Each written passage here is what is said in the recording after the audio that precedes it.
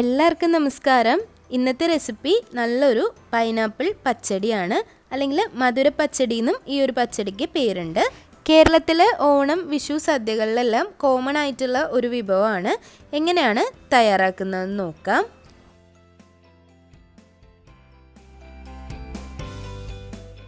പച്ചടി തയ്യാറാക്കാൻ പൈനാപ്പിൾ ആദ്യം വേവിച്ചെടുക്കണം.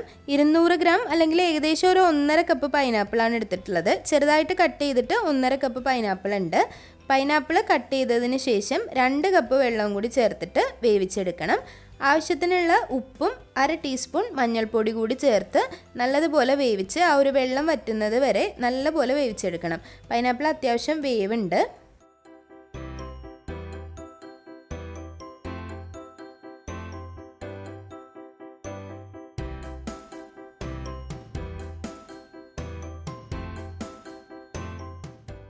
പൈനാപ്പിൾ വെന്ത് വരുമ്പോഴേക്കും പൈനാപ്പിൾ പച്ചടിയിലേക്കുള്ള കൂട്ട് തയ്യാറാക്കാം.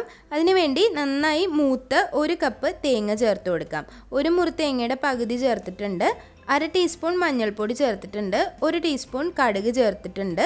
കുറച്ച് വെള്ളം കൂടി ഒഴിച്ചിട്ട് ഒന്ന് അരച്ചെടുക്കാം. ഒരു 2-3 ടേബിൾ സ്പൂൺ വെള്ളം മാത്രം ചേർത്താൽ മതി, ഒരുപാട് വെള്ളം ചേർക്കരുത്. ഒരു മിക്സിയുടെ ജാർ എടുക്കാം. അതിലേക്കൊരു 100 ഗ്രാം പൈനാപ്പിൾ ചെറുതായിട്ടൊന്ന് അരിഞ്ഞിട്ട് കൊടുക്കാം.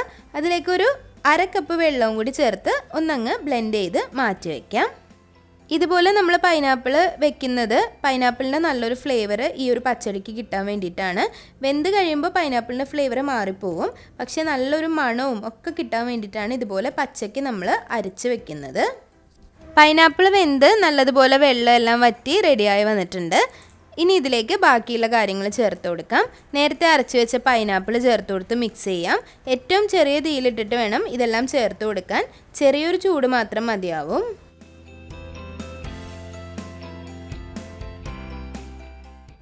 പൈനാപ്പിൾ പ്യൂരി കൂടി ചേർത്ത് നല്ലതുപോലെ ഒന്ന് മിക്സാക്കി കൊടുക്കുക.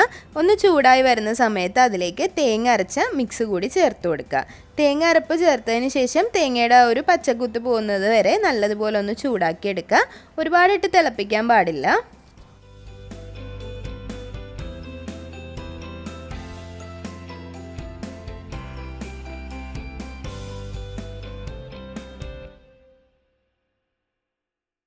ഈ ഒരു സമയത്ത് ഉപ്പ് വേണമെന്നുണ്ടെങ്കിൽ ചേർത്ത് കൊടുക്കാം. നേരത്തെ പൈനാപ്പിൾ വേവിച്ചപ്പോൾ ഉപ്പ് ചേർത്തിട്ടുണ്ട്, അപ്പോൾ ആവശ്യമായിട്ട് വരില്ല. ഇനി ഉപ്പ് വേണമെന്നുണ്ടെങ്കിൽ ചേർത്ത് കൊടുക്കാം. ഇനി ഇതിന് എരിവിന് വേണ്ടി ചേർത്ത് കൊടുക്കുന്നത് പച്ചമുളകാണ്. 2 പച്ചമുളക് ചെറുതായിട്ടൊന്ന് അരിഞ്ഞിട്ട് കൊടുക്കാം.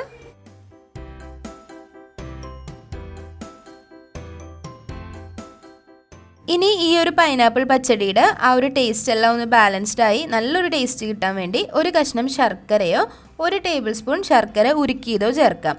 ഒരു ചെറിയൊരു കഷ്ണം ശർക്കര ചേർക്കുന്നത് നല്ലതാണ്. ഞാനിവിടെ ഉരുക്കി അരിച്ച് വെച്ചിട്ടുള്ള 1 ടേബിൾ സ്പൂൺ ശർക്കരയാണ് ചേർത്തിട്ടുള്ളത്.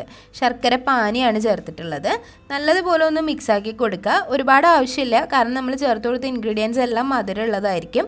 പൈനാപ്പിളിന് അത്യാവശ്യം മധുരം ഉണ്ടാവും. ഇനി അത്യാവശ്യം പുളിയുള്ള പൈനാപ്പിൾ ആണെങ്കിൽ നിങ്ങൾ ഉറപ്പായിട്ടും ഈ ഒരു ശർക്കര ചേർക്കണം. കൊടുത്ത എല്ലാ ഇൻഗ്രീഡിയൻസും നല്ലതുപോലെ ചൂടായി തിളച്ച് വന്നിട്ടുണ്ടെങ്കിൽ ഇനി അതിലേക്ക് തൈര് ചേർത്ത് കൊടുക്കാം. അത്യാവശ്യം പുളിയുള്ള തൈര് തന്നെ ചേർത്ത് കൊടുക്കാവുന്നതാണ്. 1 കപ്പ് തൈര് ചേർത്ത് കൊടുക്കാം. ഇനി ഒരുപാട് തൈരിൻ്റെ ആ ഒരു ടേസ്റ്റ് ആവശ്യമില്ല എന്നുണ്ടെങ്കിൽ ഒരു 1/2 കപ്പ് തൈര് ചേർത്ത് കൊടുത്താൽ മതിയാവും. നല്ലതുപോലെ ഒന്ന് മിക്സ് ആക്കുക. തൈര് ചേർത്തതിന് ശേഷം പച്ചടി ഒരിക്കലും തിളപ്പിക്കാൻ പാടില്ല, ജസ്റ്റ് ഒന്ന് ചൂടാക്കി എടുത്താൽ മതി.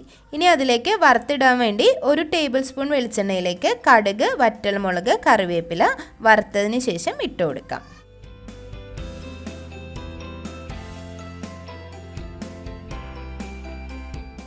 നല്ലതുപോലെ ഒന്ന് മിക്സാക്കി കൊടുക്കുക. മിക്സാക്കി കൊടുക്കേണ്ടത് ഏറ്റവും ചെറിയ തീയിൽ വെച്ചിട്ടാണ്. ഇതെല്ലാം ചേർക്കേണ്ടത് ചെറിയ തീയിലാണ്, ഹൈ ഫ്ലെയിമിൽ വെക്കരുത്.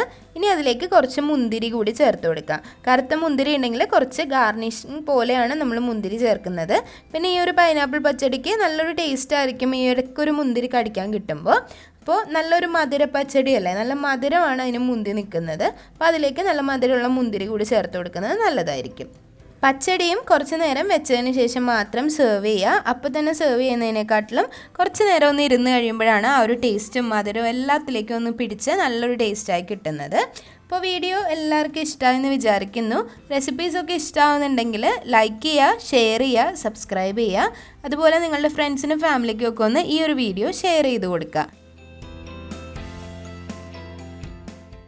അപ്പോൾ ഈ ഒരു ഓണത്തിന് എല്ലാവരും ഇത് തയ്യാറാക്കി നോക്കിയിട്ട് അഭിപ്രായങ്ങളൊക്കെ കമൻറ്റ് ബോക്സിൽ അറിയിക്കാൻ മറക്കരുത്. ഇനിയും നല്ല നല്ല റെസിപ്പികളായിട്ട് വരുന്നതായിരിക്കും. അതുവരേക്കും താങ്ക്